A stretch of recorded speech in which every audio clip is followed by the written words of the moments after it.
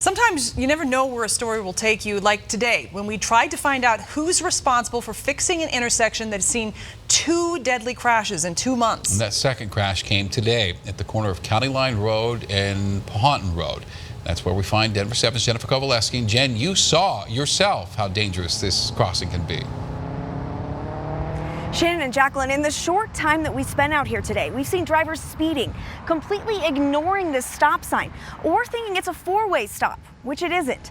Neighbors are now demanding changes. Such an open wound right now for me.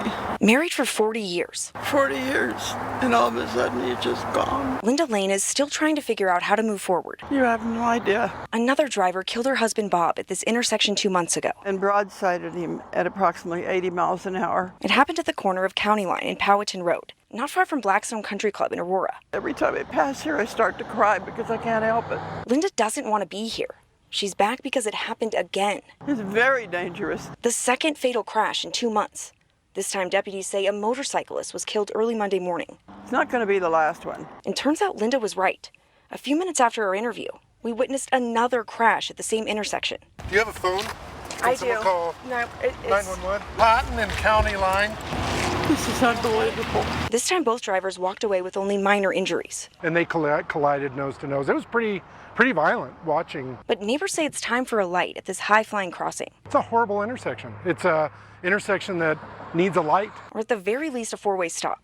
Before more people are killed in this intersection, they need to do something to stop it. To cut down on the confusion over who has the right-of-way, as well as the speeds. Like this guy we caught flying by right in front of the accident. A stop sign over there on that side would have saved my husband's life. Linda just doesn't want anyone else to have to go through her pain. It's sad that someone else had to die before someone may take action.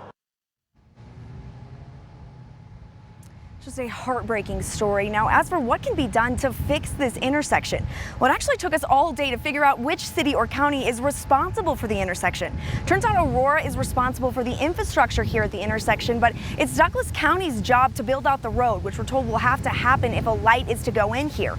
Aurora tells us that they plan to start studying this intersection starting next month to figure out if it warrants putting in a light. Neighbors would also like to see a stop sign. Aurora says that also takes studying. We will stay on top of this and let you know what happens. For now, we're live in Aurora. I'm Jennifer Kovaleski for Denver 7. What a mess. All right, thanks, Jen. And